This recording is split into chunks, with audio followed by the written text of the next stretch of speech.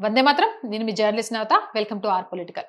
కేరళలోని నెడమంగాడ్లో మే 31న 1.5 సంవత్సరాల చిన్నారి అర్షిత్ మరణించాడు. మొదట ఆహారం గొంతులో ఇరుక్కుపోయి చనిపోయాడని చెప్పారు. కానీ పోస్ట్ మార్టం పూర్తయ్యాక అసలు ఒళ్ళు గగ్గూరు పరిచే విషయాలు. ఆ చిన్నారి శరీరంపై 51 గాయాలున్నాయని బయటపడింది. ఈ కేసులో తల్లి సూర్య మరియు ఆమెతో కలిసి నివసిస్తున్న మహ్మద్ అష్కర్ పై తీవ్రమైన ఆరోపణలు నమోదయ్యాయి.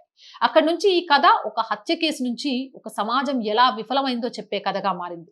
51 గాయాలు. ఈ కేసులో అత్యంత భయంకరమైన సంఖ్య కాదు, అత్యంత భయంకరమైన సంఖ్య 0. ఎందుకంటే ఆ 51 గాయాల్లో ఒక్క గాయం దగ్గర కూడా ఆ చిన్నారికి రక్షణ దొరకలేదు. ఒక గాయం వచ్చింది, ఎవరు పట్టించుకోలేదు. మరో గాయం వచ్చింది, ఎవరు ఆపలేదు. చేతులు విరిగాయి, నమ్మేశారు. కాలిన గాయాలు వచ్చాయి, నమ్మేశారు. మళ్ళీ గాయాలు వచ్చాయి, మళ్ళీ నమ్మేశారు. 51వ గాయం దగ్గరికి వచ్చేసరికి బిడ్డ మాత్రమే మిగలలేదు.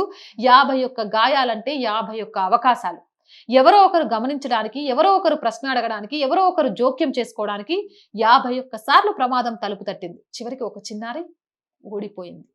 కానీ ఈ కథ 51వ గాయం దగ్గర మొదలు కాలేదు. సుమారు నెల రోజుల ముందే మొదలైంది. ఆ బిడ్డ 2 చేతులు విరిగాయి.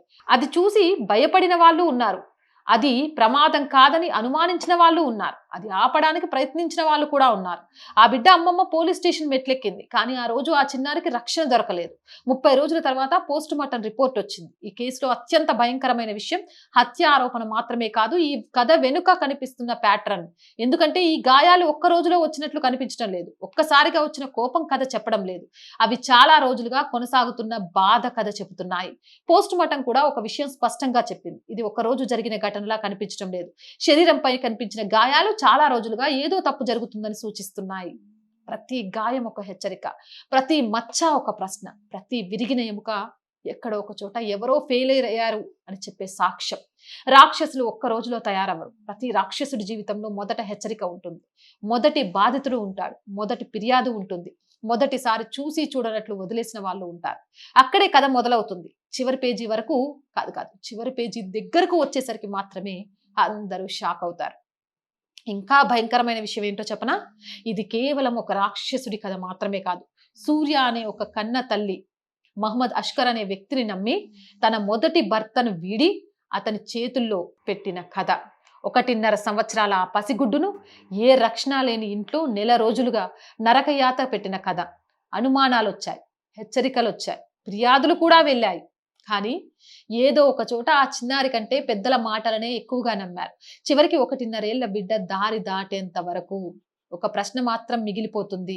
ఆ చిన్నారి చేతులు విరిగినప్పుడు, గాయాలు కనిపించినప్పుడు, అనుమానాలు వచ్చినప్పుడు ఎందుకు ఎవరు నోరు మెదపలేదు, నోరు విప్పలేదు? 1.5 సంవత్సరాల పిల్లవాడు తన కోసం మాట్లాడుకోలేడు. అందుకే అతని కోసం మాట్లాడాల్సిన పెద్దల మౌనం కూడా ఈ కథలో భాగమే. 1.5 సంవత్సరాల బిడ్డ, ప్రపంచం గురించి ఏమీ తెలియని వయస్సు, అతను ఎత్తుకునే చేతిని నమ్మడం తప్ప ఇంకేమీ రాని వయస్సు. అలాంటి వయసులో భయం ఎలా ఉంటుందో తెలిసి ఉండొచ్చు, నొప్పి ఎలా ఉంటుందో తెలిసి ఉండొచ్చు. కానీ ఎందుకు జరుగుతుందో, ఎందుకు నరకం చూపిస్తున్నారో ఆ పసిదానికి మాత్రం తెలిసి ఉండదు. అదే ఈ కథలో అత్యంత క్రూరమైన భాగం.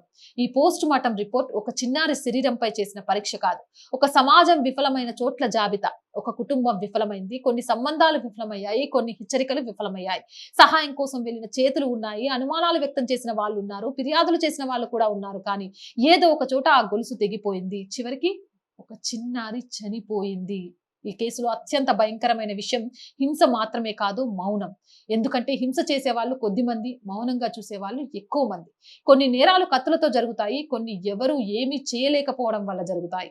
మరణం తర్వాత కూడా ఈ కథ వెంటనే ఆగిపోయినట్లు కనిపించడం లేదు. మొదట అన్నం గొంతులో ఇరుక్కుపోయింది అనే కథ వచ్చింది, తర్వాత పోస్ట్ మార్టం మరో కథ చెప్పింది. అందుకే ఈ కేసులో ప్రతి కొత్త వివరంతో ప్రజల మీద కోపం పెరుగుతోంది కాదు, ప్రజల కోపం పెరుగుతోంది. ఎందుకంటే వారు ఒక హత్య కథ మాత్రమే చూడటం లేదు, ఎన్నో హెచ్చరికలు కనిపించినా చివరి వరకు ఒక చిన్నారిని రక్షించలేకపోయిన ప్రపంచాన్ని చూస్తున్నారు. 51 గాయాలు. ప్రజలు ఈ కేసును గుర్తుపెట్టుకుంటే ఆ సంఖ్యనే గుర్తుపెట్టుకుంటారు. కానీ నాకు గుర్తుండిపోయేది మరో సంఖ్య 0. ఎందుకంటే ఆ చిన్నారికి సహాయం అవసరమైన ప్రతి దశలో అదృష్టం తోడుగా నిలబడలేదు. ఆ 51 గాయాల్లో ఒక్కదాన్ని కూడా ఆపలేకపోయిన ప్రపంచం గురించి ఆ సంఖ్య చెబుతుంది కాబట్టి. అవునంటారా కాదంటారా? కామెంట్ చేయండి. జై హింద్, జై భారత్. అండ్ మోర్ వీడియోస్ కోసం our group of channels, our voice, our political, our Sanskriti channels ని వెంటనే సబ్స్క్రైబ్ చేయండి. అలాగే కంటెంట్ బాగుంది అనిపిస్తే లైక్ చేయండి, షేర్ చేయండి. అండ్ ఆర్థికంగా ఆర్ వాయిస్ కి చేయూతనందించండి. ఫస్ట్ వీక్ వచ్చేసింది. శాలరీస్, రెంట్స్ చాలా ఉన్నాయండి. కొన్ని అనివార్య కారణాల వల్ల మనం మధ్యలో కొంత వీడియోస్ కూడా చేయలేకపోయాము. ఈ మంత్ ఆర్థికంగా చాలా భారం అవుతుంది. కాబట్టి మీరే ఆర్థికంగా చేయూతనందించి ఈ ఛానల్ని కాపాడతారు అని ఆశిస్తున్నాను. ఆర్థికంగా సపోర్ట్ చేయాలి అంటే సబ్స్క్రిప్షన్ పక్కనే జాయిన్ అనే బటన్ ఉంది. 1 to 5 లెవెల్స్ ఉన్నాయి. ఏదో ఒక లెవెల్లో సపోర్ట్ చేయండి. లేదా స్క్రీన్ మీద గూగుల్ పే, ఫోన్ పేతో పాటు అకౌంట్ డీటెయిల్స్ ఇచ్చాను. మీకు తోచిన సహాయం అందించవచ్చు. వ్యాపార ప్రకటనల కోసం 8328 500 576 నెంబర్ని సంప్రదించండి.